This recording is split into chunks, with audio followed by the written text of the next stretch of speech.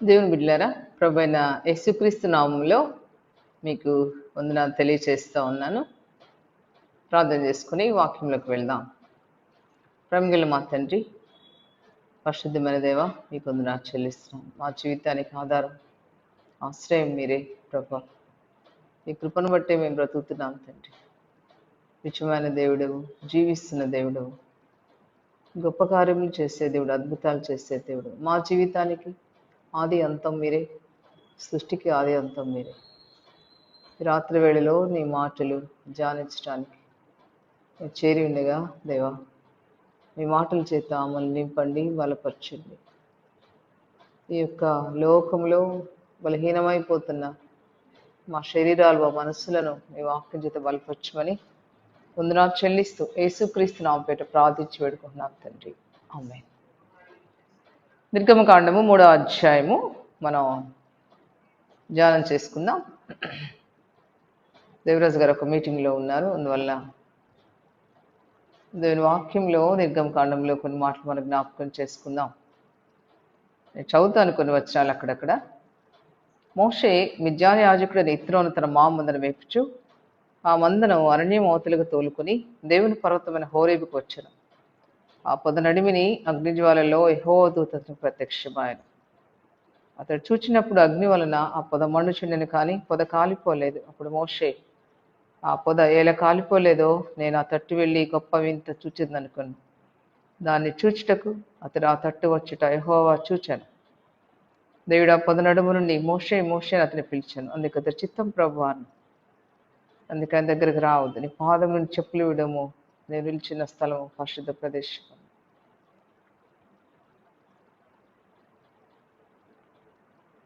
దేవుని బిడ్డలారా, దేవుడు మోషేని బ్రతికించిన విధానం చాలా ఆశ్చర్యము, ఊహకందని రీతిగా.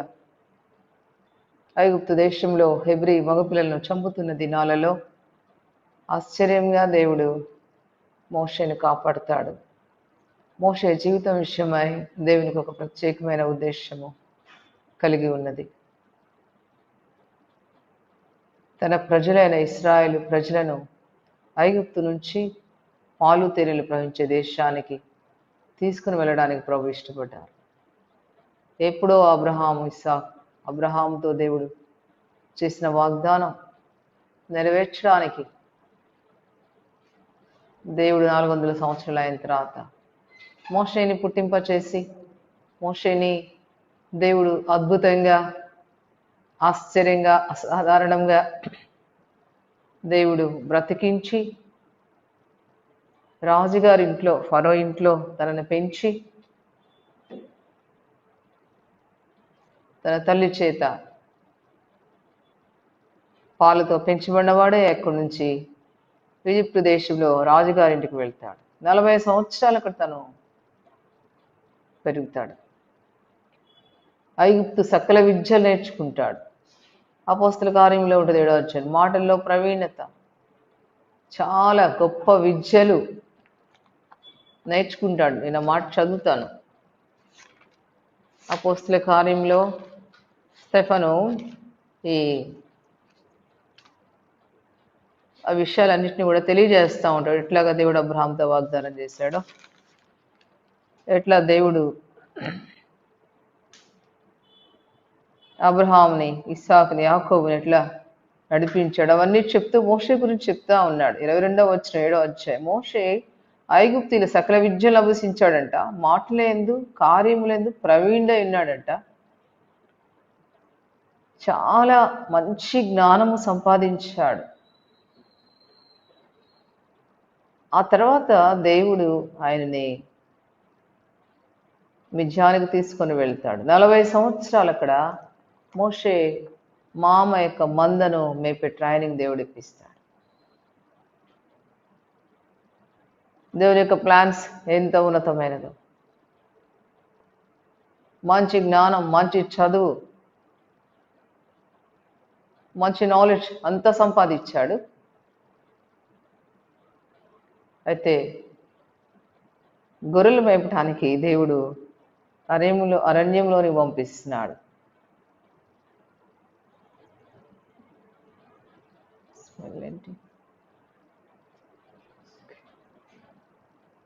గొర్రెలు మేపడానికి పంపిస్తాడు. గొర్రెల్ని ఎట్లా నడిపించాలో, ఎట్లా అవి మాట వినప్పుడు ఎట్లా వాటిని లాలించాలో, ఎట్లా వాటిని పోషించాలో దేవుడు 40 years నేర్పిస్తూ ఉంటాడు. ఒకరోజు అరణ్యంలో మందను మేపుతూ ఉన్నప్పుడు ఒక పొద కనబడుతుంది అక్కడ. ఆ పొద నడిమిలో అగ్ని జ్వాలల్లో యెహోవా దూత అతనికి ప్రత్యక్షమవుతారు. పొద మండుతూ ఉంటుంది కానీ కాలిపోదు. ఆశ్చర్యమైన విషయం. ఎంత ఆశ్చర్యమో! మోషే చూస్తాడు. మోషే దృష్టిలో అది పైటెట్ దేవుడు చేస్తాడు. మోషే ఏంటి పొద కాలట్లేదు, మండుతూ ఉంది కానీ మనం పుల్లలు పొయ్యిలో పెడితే పుల్లలు కాలిపోతాయి మంట వస్తున్నప్పుడు. కానీ ఇక్కడ మండుతుంది కానీ పొద కాలిపోవట్లేదు. ఏంటి విచిత్రము అని చూడటానికి దగ్గరకు వెళ్తూ ఉంటాడు. ఈ గొప్ప వింత చూచేదని అనుకున్నాం. మోషే చూడటానికి దగ్గరకు వస్తున్నప్పుడు యెహోవా చూచాడంట. దాన్ని చూచుటకు ఆ తట్టు వచ్చుట యెహోవా చూచెను. The God is seeing Moses. దేవుడు చూస్తా ఉన్నాడు. మోషేకి అర్థం కాల. ఇశ్రాయేలు ప్రజలకు సాదృశ్యంగా ఆ యొక్క పొద. దేవుని ప్రజలు అనేకమైన భయంకరమైన కష్ట పరిస్థితుల్లో ఉన్నప్పుడు ఇశ్రాయేలు జాతి అంతరించిపోలే, నాశనం అయిపోలే. దేవుడు అబ్రహాంకు చేసిన వాగ్దానం నెరవేర్చడానికి ఎంత నమ్మకమైన దేవుడు, ఎంత నమ్మకం. నిజంగా ప్రపంచంలో అన్ని జాతుల కంటే ఇశ్రాయేల్ జాతి బహుభయంకరంగా హింసించబడుతుంది. ఎందుకంటే సాతాను యొక్క కన్ను దేవుని ప్రజల మీద, వాళ్ళని నాశనం చేయడానికి. మోషేని తను పుట్టగానే చంపాలనుకుంటాడు సాతాను. దేవుని ప్రజల మీద దుష్టుల యొక్క కన్ను, దేవుని బిడ్డలు నాశనం చేయడానికి. భయంకరమైన శ్రమల్లో ఇశ్రాయేలు ప్రజలు ఉంటారు. కానీ కాలిపోలేదు ఆ నేషన్. ఆ యొక్క శ్రమలు అని అగ్ని జ్వాలల్లో కాలిపోలే. అగ్ని జ్వాల దేవుని దూత ప్రత్యక్షమవుతా ఉంది. మోషే చూస్తున్నాడు, వింతగా ఉంది ఇది, ఏంటిది అని చూడటానికి ఆ పొద దగ్గరికి వెళ్తున్నప్పుడు దేవుడు చూస్తున్నాడంట. యెహోవా చూచెను. ఆ పొద నడుము నుండి పిలుస్తున్నాడు, మోషే మోషే అని అతన్ని పిలిచాను. The voice of the lord. బా, ఎంతో గొప్ప మాట. మేము ఆ దేశానికి వెళ్ళినప్పుడు సినాయి పర్వతం పక్కనే ఆ పొద ఉంటుంది. ఇప్పటికీ దేవుడు వాక్యము సత్యము కనుక దాన్ని గుర్తుగా అలాగా ఉంచాడు.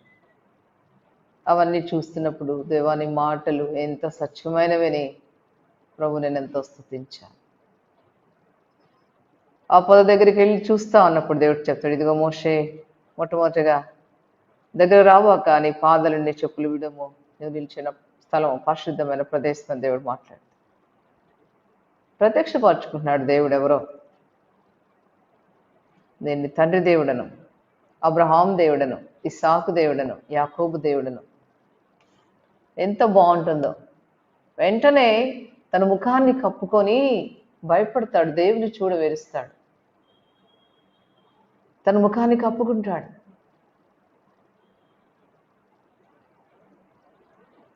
I am God of your father,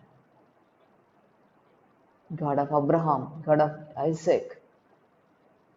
ఎంత గొప్ప దేవుడు అండి. ఈరోజు మన దేవుడు. అబ్రహాం మనల్ని ఎరిగిపోయాను, ఇశ్రాయేలు మనల్ని అంగీకరించకపోయినను ఆయన మన దేవుడు. He is our God. నాకు ఎంత అతిశయమో మాట చెప్పాలంటే, హీఈస్ అవర్ గాడ్. గొప్ప దేవుడు అండి మనం సేవిస్తున్నది. ఈ లోకములు మనం మోసపోబడలే సాతాను చేత. అనేకులు మోసపరచబడి దేవుని సేవించండి, నిజమైన దేవుని సేవించట్లే. ఈ లోకంలో అంత మటుకు చాలు మనకి. We are having a real God. We are worshipping a real God. అంటున్నాడు, ఇదిగో ఐగుప్తులో నా ప్రజల యొక్క శ్రమను, బాధను, కష్టాన్ని చూశాను. వాళ్ళ మూలుగు నేను విన్నాను, వాళ్ళు పెట్టిన మొర విన్నాను, వారి దుఃఖము నాకు తెలిసే ఉన్నవి. కాబట్టి ఐగుప్తుల చేతిలో నుంచి వారిని విడిపించడానికి, పాలు తేళ్లు ప్రవహించే విశాలమైన దేశాన్ని పంపించడానికి నేను వచ్చాను అంటాడు. దేవుని బిడ్డలారా, ఈ మాట మీరు చదివినప్పుడు ఇంత ఆదరించబడాలి. మన మూలుగులని వినే దేవుడు, మన దుఃఖాలు ఆల్రెడీ ఆయనకు తెలుసు. మీ దుఃఖములు నాకు తెలిసే ఉన్నవి, ఆయనకు తెలిసే ఉన్నాయి. దేవుడు అబ్రహాంతో చేసిన వాగ్దానం ఎంత ఖచ్చితమండి. ఆఫ్టర్ 400 years దేవుడు జ్ఞాపకం చేసుకుంటా ఉన్నాడు. జ్ఞాపకం చేసుకొని మోషేని ఏర్పాటు చేసుకుంటున్నాడు. చాలా విషయాలు ఉన్నాయి, ప్రతి వచనము మనం ధ్యానించడానికి థ్యాంక్స్. మిమ్మల్ని విడిపించి పాలు తేళ్లు ప్రవహించే దేశానికి తీసుకెళ్ళినా నేను వచ్చాను. దేవుని బిడ్డలారా, అదే మన యొక్క ప్రామిస్ కూడా.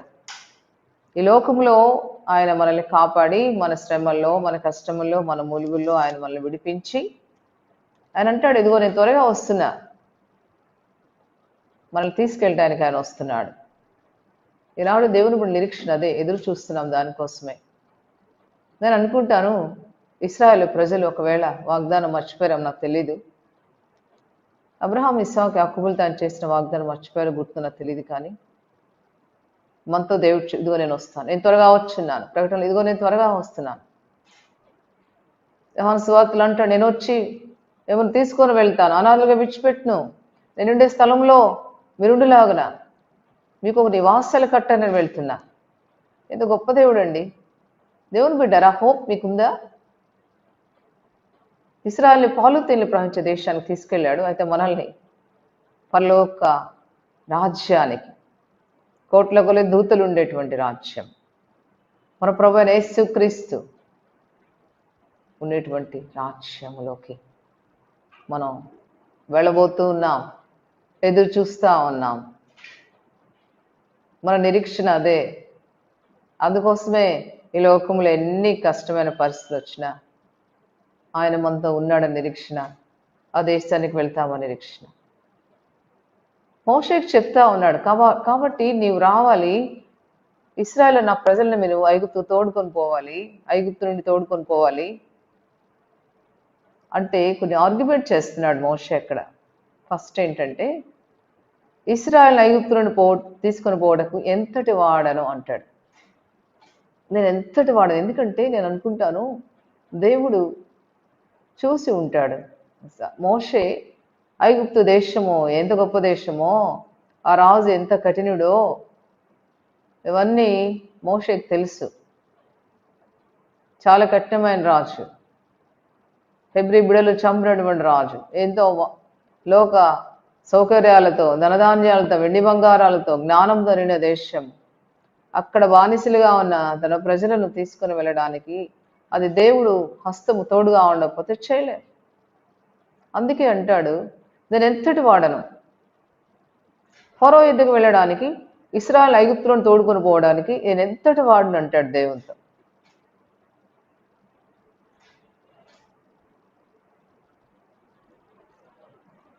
చాలా గొప్పవాడు మోషే. ఐగుప్తులు సకల విద్య నేర్చుకున్నాడు, మాట నేర్పరి, మంచి ప్రావీణ్యత గలవాడు. కానీ దేవుని స్వరం విన్న తర్వాత తను ఎంతటి వాడో తను ఆలోచించుకుంటా ఉన్నాడు. నేను ఎంతటి వాడు.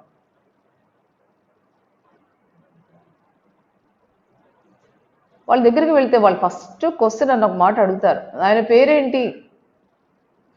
వాళ్ళ దగ్గరికి వెళ్ళి, ఇదిగో మన దేవుడు మిమ్మల్ని తీసుకుని వెళ్ళడం పంపాడంటే వాళ్ళ ప్రశ్న అడుగుతారు, ఆయన పేరేంటి అంటే నేనేం చెప్పాలి అని దేవుడిని అడుగుతున్నా. You want to know the name of God. దేవుని బిడ్డలారా, నీ దేవుడు ఎవరో నీకు తెలుసా? నీ దేవుని పేరేంటో నీకు తెలుసా? నీ దేవుడు ఎంత గొప్పదో నువ్వు ఎరుగుదువా? ఆయన మహిమ ఐశ్వర్యము, ఆయన గొప్పతనము, ఆయన పరిశుద్ధత నిజంగా నీ జీవితంలో ఎరుగుదువా? ఎరిగినట్లయితే దేవుని కొరకు నమ్మకంగా జీవించడానికి, శ్రమ వచ్చినా కష్టం వచ్చినా ఏమైనా పరిశుద్ధంగా జీవించడం ఇష్టపడతావు. అపోస్తలుడైన పౌలు అపోస్తుడైన పౌలు అపోస్తుల కార్యంలో ఆయన 22వ అధ్యాయంలో సాక్ష్యం చెప్తా ఉన్నాడు. మహాసభ ముందు తార్సులో పుట్టిన యూదుణ్ణి, గమలీయేలు పాదాల వద్ద పెరిగాను అవన్నీ చెప్తున్నాడు 22వ అధ్యాయంలో. చెప్తూ ఆయన ఏమంటారంటే, నేను దమస్కు వీధుల్లో వస్తున్నప్పుడు ఆకాశాన్ని గొప్ప వెలుగు చూశాను. అప్పుడు నా చుట్టూ చాలా వెలుగు అకస్మాత్తుగా కలిగింది. ఒక స్వరం నేను విన్నాను, సౌలా సౌలా నువ్వు ఎందుకు నన్ను హింసిస్తున్నావు అనే ఒక స్వరం విన్నాను. అప్పుడు నేను అడిగాను దేవుడిని ఒక క్వశ్చన్, ప్రభువా నువ్వెవడు? Who are you?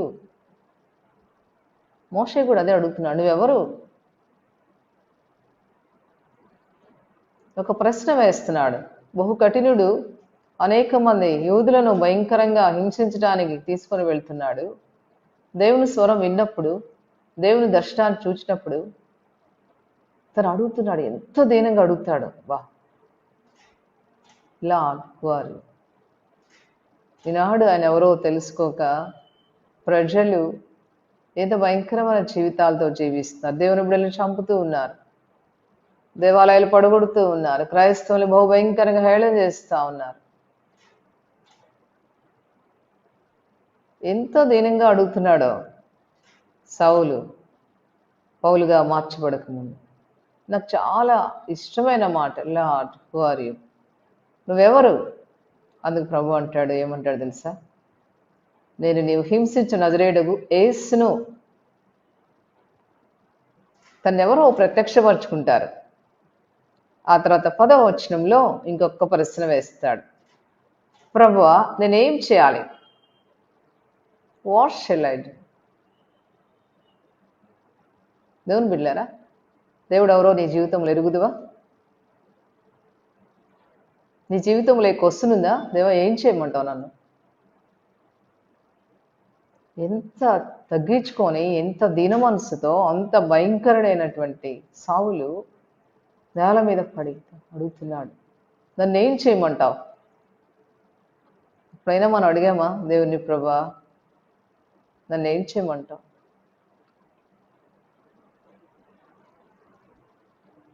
దేవుడు చెప్తాంలే దమస్కులోకి వెళ్ళు.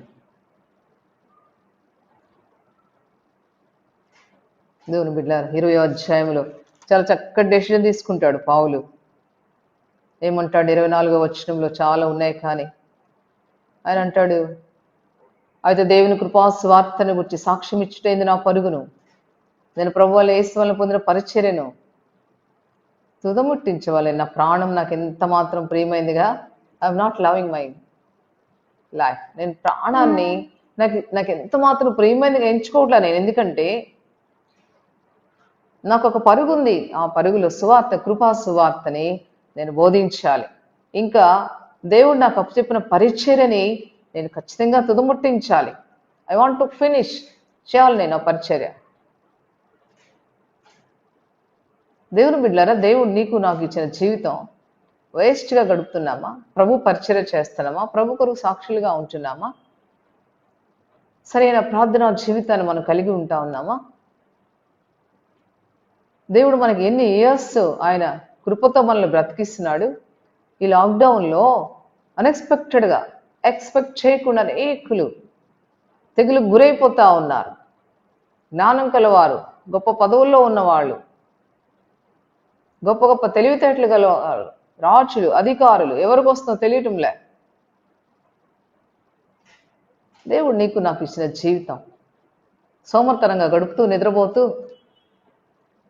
మంచి భోజనాలతో ఎంటర్టైన్ చేస్తూ, నాశనం అయిపోతున్న ప్రజల గురించి కన్నీటితో ప్రార్థన చేయకుండా, నేను అంటాను ఎప్పుడు, ఇట్స్ ఏ ప్రివిలేజ్. జీవితము అనేది, ప్రాణం అనేది దేవుడు మనకిచ్చిన ఒక అవకాశం. ఒక అవకాశం దేవుడు నీకు ఈ భూమి అనే ఈ ప్లానెట్ మీద నిన్ను నన్ను తన రూపంలో, తన పోలికలో చేసి ఉంచాడు ఆయన. ఈ జీవితాన్ని మనం ఏం చేస్తా ఉన్నాం? పౌలు అంటున్నాడు, ప్రభు వల్ల పొందిన పరిచర్య నేను ముగించాలని, తుదముట్టించాలని, నా ప్రాణాన్ని నాకు ఎంత మాత్రం ప్రియమైనదిగా ఎంచుకోవటంలే. దేవుని యొక్క దర్శనాన్ని చూస్తాడు. దేవుడు ఎవరో ఎరిగాడు. నువ్వు ఎరుగుదు ఆ దేవుణ్ణి. దేవుడు ఎంత గొప్ప దేవుడో, మన కోసం ఏమైపోయారో ఎరుగుదువా? ఊరికే ఏదో గుడికి వెళ్ళడం రావటం కాదు. ఎంత గొప్ప దేవుడు ఆయన, మహిమ ఏంటి? ఆ మహిమను విడిచిపెట్టి ఆయన మన కోసం వచ్చిన సంగతి మనం ఎరుగుదుమా? అలాగైతే ఎంత తగ్గించుకోవాలో మోషే అంటాడు, నేను ఎంతటి వాడిని ప్రభా, ఐగుప్తు నుంచి నీ ప్రజలను తీసుకొని రావడానికి నేను ఎంతటి వాడిని. దేవుని సేవకి బ్రదర్ భగత్ సింగ్ గారిని దేవుడు పిలిచినప్పుడు ఆ దినాల్లోనే ఆయన లండన్లో ఇంజనీరింగ్ చదువుతాను, సిక్కు మతస్థుడు వెళ్తాడు. చాలా ధనవంతుడు, మంచి లగ్జరీ లైఫ్ ఆయనకి. తను చదువుతూ ఉన్నప్పుడు క్రిస్టియన్స్ అంటే పడదు, దేవుని మందిరానికి వెళ్ళటం ఇష్టం లేదు, బైబిల్ చించేస్తాడు, క్రిస్టియన్స్ సహవాసం చేయడం ఇష్టం ఉండదు. ఒకరోజు చర్చ్కి వెళ్ళిన తర్వాత దేవుని వాక్యం వింటున్నప్పుడు, దేవుడు దర్శించినప్పుడు, దేవుడు సేవకు పిలిచినప్పుడు అంటాడు, నేను నత్తివాడిని ప్రభా, నేను ఈ సేవ చేయలేను అంటాడు. దేవునితో ఆర్గ్యూ చేస్తాడు. తర్వాత దేవుని పిలుపుకు లోబడతాడు. ఒక రాత్రి దేవుడి దర్శనంలో భారతదేశం మ్యాప్ ఆయనకు చూపిస్తాడు. ప్రభా, నేను భారతదేశానికి వెళ్ళి సేవ చేయమంటే ఎస్, మన దేశానికి వస్తాడు ఆయన. అనేక సంఘాలు ఈరోజు స్థాపించబడ్డాయి దేవుని బిడ్డలారా. ఎన్ని సంఘాలు! ఆయన పంజాబ్ వదిలిపెట్టి హైదరాబాద్లో ఉంటూ పెద్ద పెద్ద కాన్వికేషన్, ఆయన జీవిత దినాలన్నీ కూడా ఎంతమందిని రక్షణలో నడిపించారు. చాలా హంబుల కోసం అడుగుతున్నాడు సౌలు, ప్రభా ఏం చేయమంటాం? ఎప్పుడన్నా అడిగామా దేవుని మనం? ప్రభా, నా జీవితం ఒకటే ఒక జీవితం, త్వరగా గతించిపోతాం. యవనులారా, మీ జీవితంలో దేవుణ్ణి ఇప్పుడు అడిగారు, ఏం చేయమంటాం? మీ శ్రేష్టమైన యవన జీవితాన్ని దేవుని కొరకు జీవించడానికి, పరిశుద్ధంగా జీవించడానికి ఇష్టపడుతున్నావా? లైఫ్ అంతా చాలామంది యవనస్తులు లోకంలో వాళ్ళ జీవితాలు అర్ధాంతంగా ముగిస్తుంటే నేను చాలా దుఃఖపడతాను. ప్రభా, ఎంత శ్రేష్టమైన జీవితాలు! ప్రభు లేకుండా చనిపోతున్నారు ప్రభా, వీళ్ళ జీవితంలో దేవుని ఎరగకుండానే చనిపోతున్నారు, నరకానికి వెళ్ళిపోతున్నారు. యుగములు అగ్ని ఆరదు.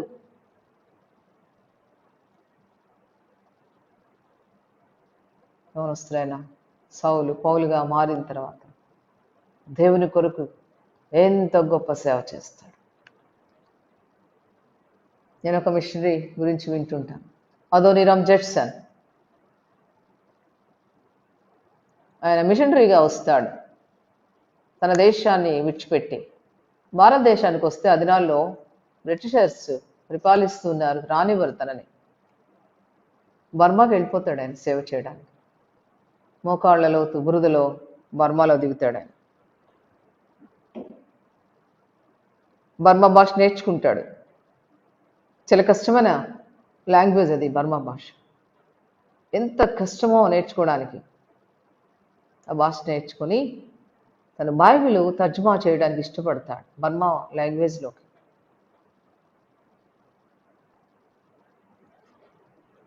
భాష తెలియదు, ఆహారం అలవాట్లు వేరే.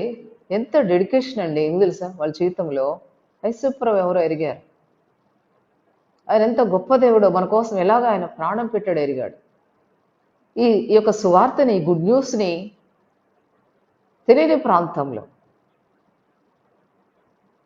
ఆయన బోధించడానికి వస్తాడు. తన భార్యను తీసుకొని వస్తాడు, ఎన్ని శ్రమలు అనుభవిస్తాడు.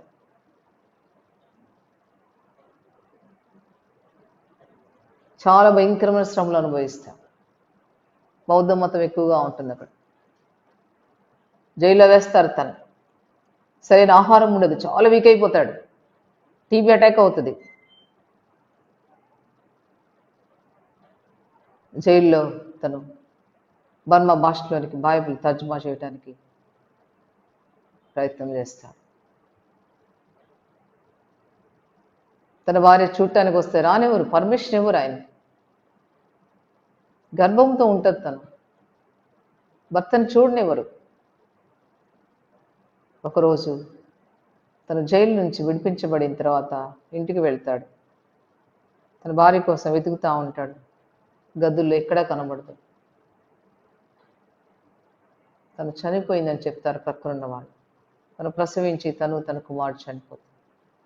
దేవుని బిడ్డారా, ఎలాంటి ఛాలెంజెస్ అండి వాళ్ళు తీసుకున్నది, ఎలాంటి ఛాలెంజెస్ అండి, ఎంత కష్టం అండి. అలాంటి చాలా సుఖవంతమైన జీవితం జీవిస్తున్నాం, దేవుని కొరకు జీవించడానికి మనం కష్టపడటంలే. ఈ లాక్డౌన్ దినాల్లో నాకు తెలియదు ఎంతమంది దేవునికి దూరం అయిపోయారు, ఎంతమంది లోకంలోకి వెళ్ళిపోయారు, ఎంతమంది వాక్య జ్ఞానం లేకుండా ఉన్నారు. సహవాసం లేదు ఇప్పుడు మనకి. ఎంతమంది దేవుని వాక్యం వింటున్నా నాకు తెలియదు. బర్మా భాషలోనికి బైబిల్ తర్జుమా చేస్తాడు అదనీరామ్ జేట్సన్. తన షిప్లో వెళ్తూ చాలా లాంగ్ జర్నీ చేసి చనిపోతాడు.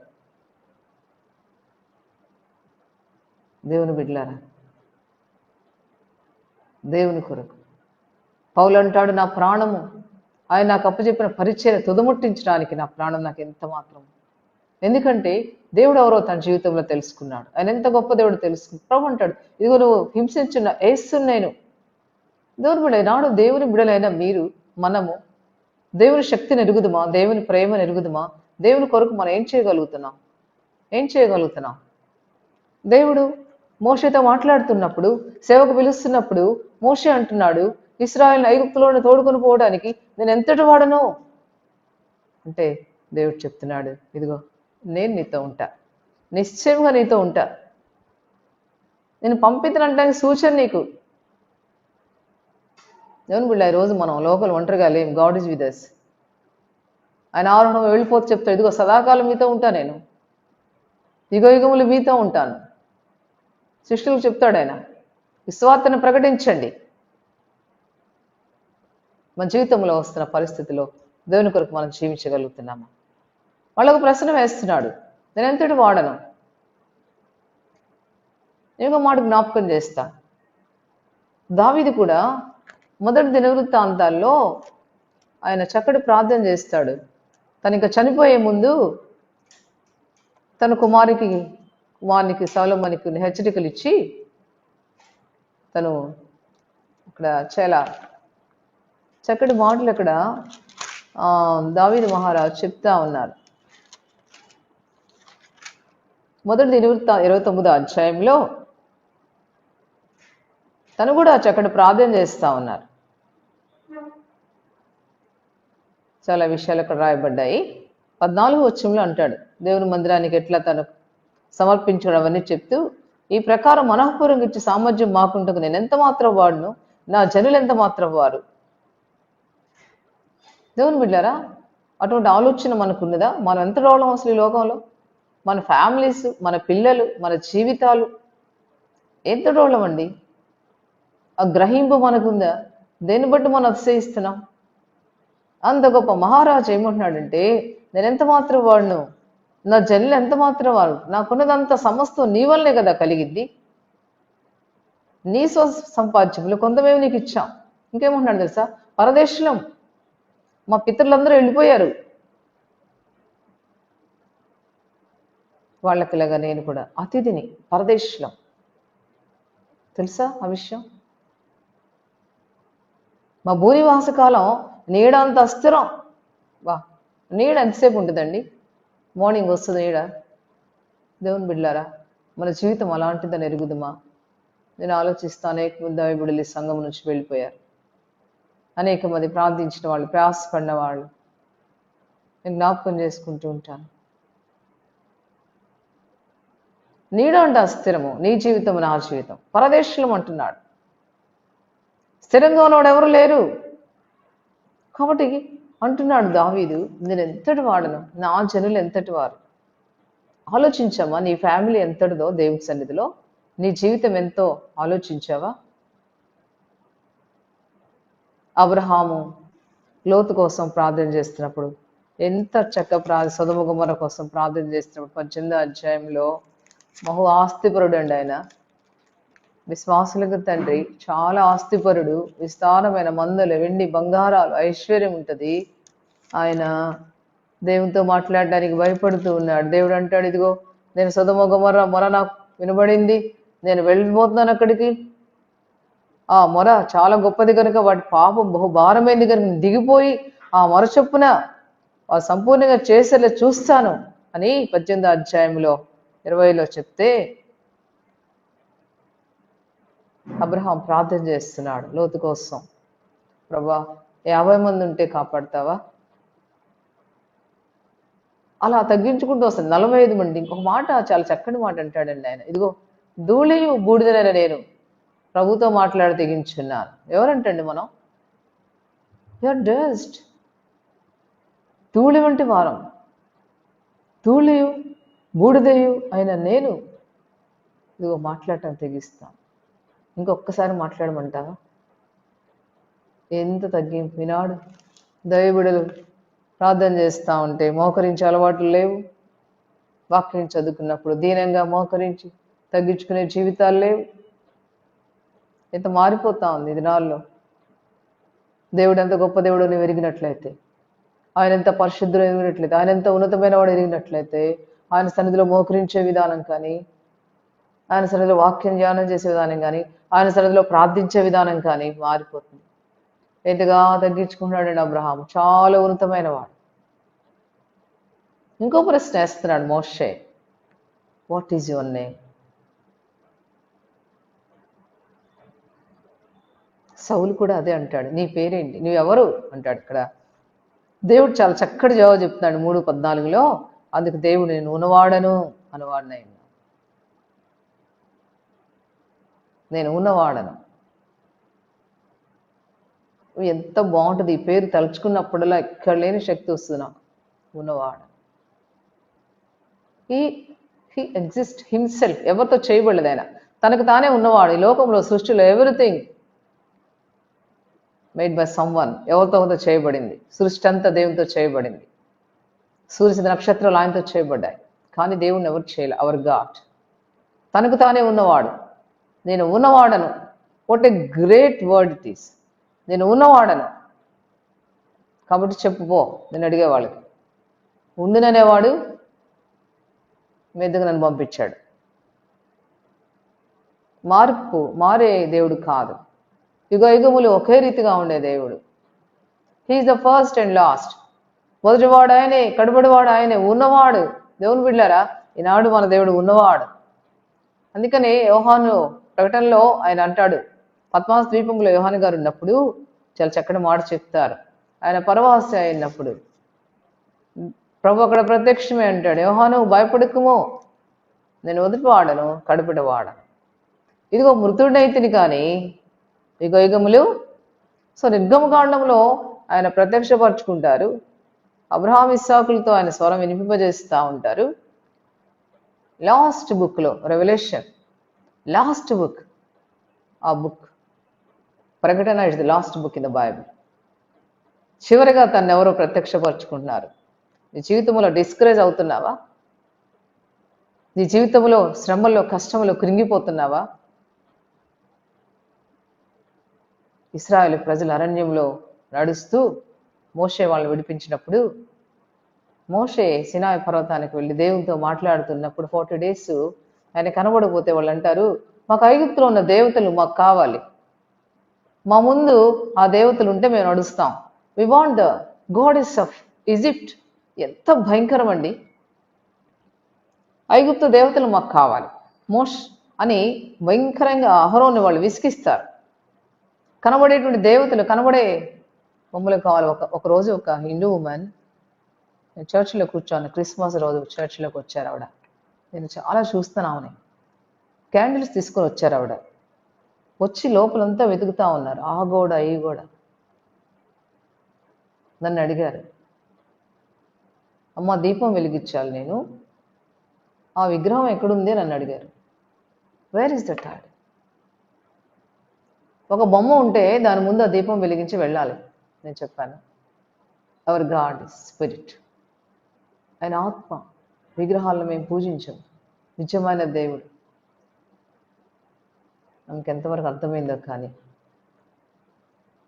అయితే ఈ క్యాండిల్స్ తీసుకోండి అమ్మా, అది కిచెన్లో కరెంటు పైన వెలిగించడానికి దాచిపెట్టి. నేనేమంటానంటే, ప్రజలు పాపం ఏదో కనబడాలి, వాళ్ళకి ఒక రూపం కనబడాలి.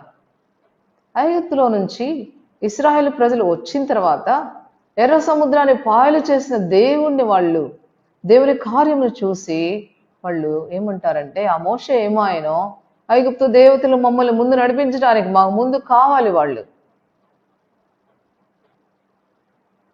మోషేకి చెప్తా ఉన్నాడు దేవుడు, ఉండునను వాడు మీ దగ్గరికి పంపించాడని చెప్పు. ఫస్ట్ ఆయన అక్కడ ఉన్నటువంటి ఐగుప్తు ఇశ్రాయేల్ పెద్దలను కలవాలా, వాళ్ళకి ఎవరో ఈయన ప్రత్యక్షపరచుకోవాలా, ఇశ్రాయేల్ ప్రజల ముందు ఆయన అంగీకరించాలా. ఇశ్రాయేల్ ప్రజల దగ్గరికి వెళ్తాడు, మీ తండ్రి దేవుడు అబ్రహాం దేవుడు ఇస్సాకు దేవుడు నాకు కనిపించాడు. గుర్తుంటుంది కదా వాళ్ళ తాత గురించి, అబ్రహాం గురించి, ఇస్సాకు వినుంటారు వాళ్ళు. మీ బాధలు చూశాడంట, మీ కష్టాలు చూశాడు, నన్ను పంపించాడు ఆయన, నేను దేవుని పరిచయం చేస్తాం. దేవుడు అక్కడ 3 మాటలు చెప్తున్నాడు.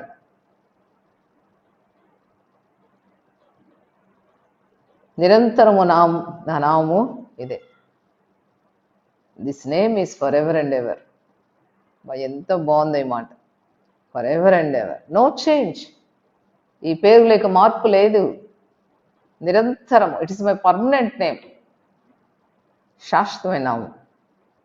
అంత మాత్రమే, తరములకు, for every generation my remembrance name this one. నాకు చాలా ఈ మాటలు చదువుతుంటే దేవుడు ఆ పొదలో నుండి ఆ స్వరం వినిపిస్తూ దీనుడై మోషే అక్కడ నిలబడితే ఆయనకి ప్రత్యక్షపరుచుకుంటున్నాడు. తరతరములకు నా నామం ఇదే మోషే, ఇది నా శాశ్వత నామం మోషే, ఇది మార్పులేని నామం మోషే, నేను ఉంటాను ఎప్పుడు, ఉండునను వాడు పంపాడని చెప్పో అని కొన్ని సూచనలు చేసి ఆయన పంపిస్తారు. దేవుని బిడ్డలారా, మోషే తన జీవితంలో ఆ గొప్ప దేవుని యొక్క ప్రత్యక్షత అనుభవించిన వాడే. దేవుని ప్రజలను నడిపించడానికి ఆయన ఎన్నడూ కూడా వెనక చూడల. సాత్వికుడు అయిపోయాడు, కోపం తగ్గిపోయింది. దేవుడు కొన్ని అద్భుతాలు చేస్తాడు.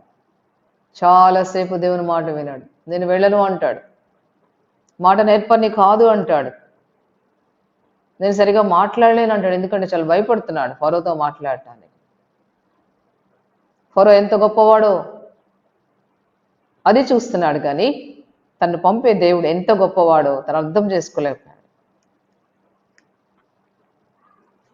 జీవం దేవుని బిడ్డలారా, నీ జీవితంలో, నా జీవితంలో దేవుడు ఎంత గొప్పవాడో ఎరుగుదువా? మనకొచ్చే శ్రమలు, మనకొచ్చే కష్టములు, వాటన్నిటినీ ఆయన బాగు చేయగల దేవుడు. వాటన్నిటిని అధిగమించిన దేవుడు. కాబట్టి ఎన్నడూ మన జీవితంలో ప్రభు మీద అవిశ్వాసం ఉంచుకోవద్దు. ఎటువంటి కష్టమైన, ఆయనకు చేతగానిదంటే ఏం లేదు, ఆయనకు అసాధ్యమైనదంటే ఏమీ లేదు. ఆయన ఎంత గొప్ప దేవుడో మన జీవితంలో ఎరిగినప్పుడు నిజంగా ప్రభు కొరకు ఎంత కష్టమైనా జీవించడానికి మనం ఇష్టపడతాం. ఆయన మన జీవితంలో మనము తెలుసుకోవలసినంతగా తెలుసుకోలేకపోతున్నాం. సర్వశక్తి గల దేవుడు, I'm the God of all mighty. Abraham సర్వశక్తి గల దేవుడు. ఈ లోకంలో నీవు ఏదైనా విషయంలో కృంగిపోతున్నావా? ఏదైనా సమస్యను దుఃఖపడుతున్నావా? అసాధ్యమైనవి సాధ్యం చేయగల దేవుడు. ఎన్ని అద్భుతాలు దేవుడు, ఇదిగో నేను గొప్ప అద్భుతాలు చేయబోతున్నా. ఫరో పంపడు నిన్ను, నీ ప్రజలను పంపించడు.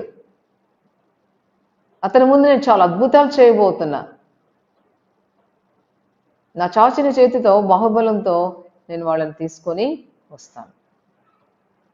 చేశాడండి దేవుడు, అద్భుతంగా చేశాడు. అద్భుతమైన కార్యములు చేశాడు దేవుడు, ఆశ్చర్యమైన కార్యములు చేశాడు. దేవుని బిడ్డ, నీ జీవితంలో నువ్వు ఆయన శక్తిని ఎరుగుదువా? ఆయన ఎంత ఉన్నతమైన దేవుడు ఎరుగుదువా? అలాగైతే నువ్వెన్నడూ కూడా కృంగిపోవు, నువ్వెన్నడూ కూడా నిరుత్సాహపడవు నీ జీవితంలో. నువ్వు ఎన్నడూ కూడా వెనక్కి చూడవు, ఉండునను వాడు. నాకు చాలా ఇష్టమైన ఉండునను వాడు మన దేవుడు, ఉండేటువంటి దేవుడు, అంతము లేని దేవుడు. మరణించారు మన కోసం, మన పాపల కొరకు, తిరిగి లేచాడు. తను తానే చెప్తా ఉన్నారు యోహాను గారికి, ఇదిగో యోహాను మృతుడనైతిని కానీ యుగ యుగములు జీవించువాడను. Eternal God. ఈ పేరు ఎవర్ అండ్ ఎవర్, శాశ్వతమైన నామం మోషే. వా, దేవుడు గొప్ప ప్రత్యక్షతని మోషేకి ఇచ్చినప్పుడు చాలా ధైర్యం తెచ్చుకొని కొంతసేపు దేవునితో చాలా ఆర్గ్యూ చేస్తాడు. తను ఒక కర్ర తీసుకొని బయలుదేరుతాడు. తన టాలెంట్స్, తన యొక్క జ్ఞానము అంతా కూడా దేవుని పాదాల దగ్గర తను సమర్పించుకుంటాడు, సబ్మిట్ చేసుకుంటాడు. ఎంతోమంది మిషనరీస్ వాళ్ళ యొక్క టాలెంట్స్, వాళ్ళ డిగ్రీస్ ప్రభుకు సమర్పించుకొని దీనులై ఆయన సిలువను ఎత్తుకొని ప్రభు సేవలో వాళ్ళ జీవితాలను సమర్పించుకున్నారు. అనేకులను ప్రభువు వైపు నడిపించారు. ఎంతోమంది జీవితాల గురించి మనం వింటూ ఉంటాం. అనేకులు రక్షణలోకి నడిపించారు. దేవుని బిడ్డలారా, నువ్వు అడుగుతావా దేవుణ్ణి, ప్రభా నన్ను ఏం చేయమంటావు? అసలు ఆయన ఎంత గొప్ప దేవుడు నీ జీవితం ఎరిగావా? ఆయన ఎంత ఉన్నతమైన వాడు నువ్వు ఎరిగావా? ఎంత శక్తిగల దేవుడు నువ్వు ఎరిగావా? అలాగైతే నీ జీవితంలో వచ్చే సమస్యలలో కృంగిపో. యోగొట్టాడు, ఇలాగ నా చర్మము చీకిపోయినను నా మట్టుకు నేను ప్రభువుని చూస్తాను, మరెవరో కాదు. నా మట్టుకు నేను. ఎంత గొప్ప ఆశ అండి, ఎంత గొప్ప హోప్ అండి. నా చర్మం చీకిపోయినా నేను దేవుని ఒక దినం చూస్తాను అంటున్నాడు దేవుడు, అంటున్నాడు యోబు.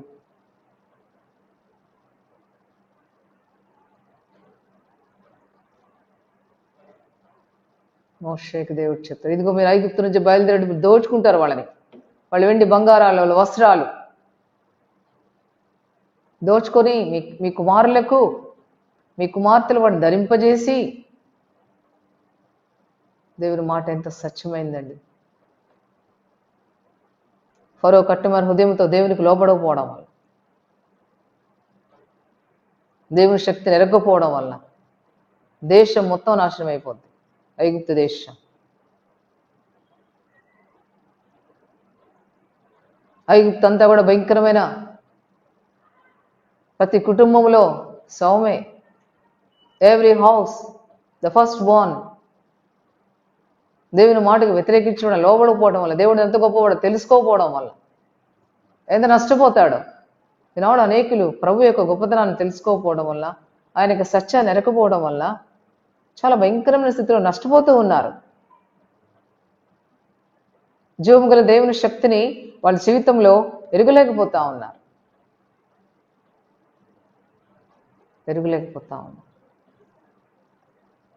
దేవుని బిడ్డలారా, దేవుని వాక్యం వింటున్నా నీవు,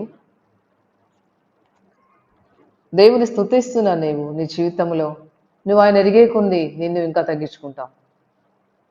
నువ్వు తగ్గించుకుంటావు బహుగా. నేనెంతటి దాన్ని ప్రభా అనేటువంటి తగ్గింపు నువ్వు వస్తావు. మహా గొప్పవారు అడిగా, నేను ఎంతటి వాడు, నువ్వు వంటి వాడిని అంటున్నారు, ధూళి వంటి వాడిని అంటున్నారు. ఎవరి బిడ్డ, దేవుని వెరుగుదువా? మన జీవితం నేడం అంటే అస్థిరమని ఎరుగుతున్నావా?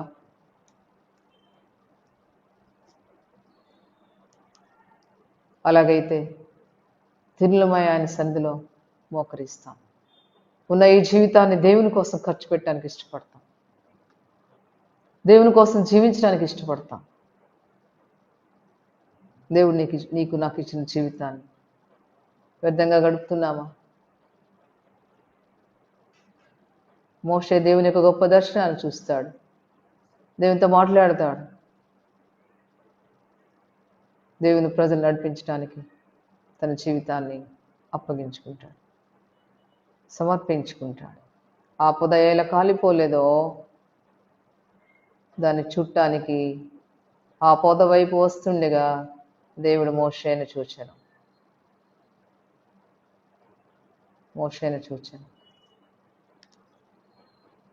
ఈనాడు ఇశ్రాయేలు జనాంగము భయంకరమైన పరిస్థితుల్లో ఆ జాతి అంతరించిపోలే.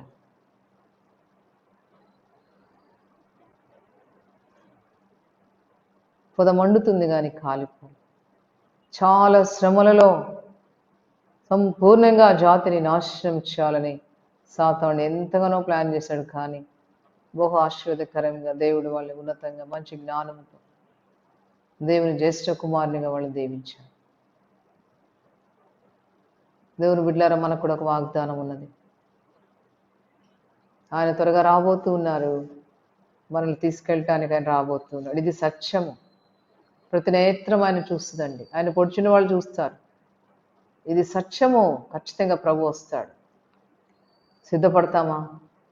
లోకంలో ఉండే పరిస్థితుల్లో కలిసిపోతామా?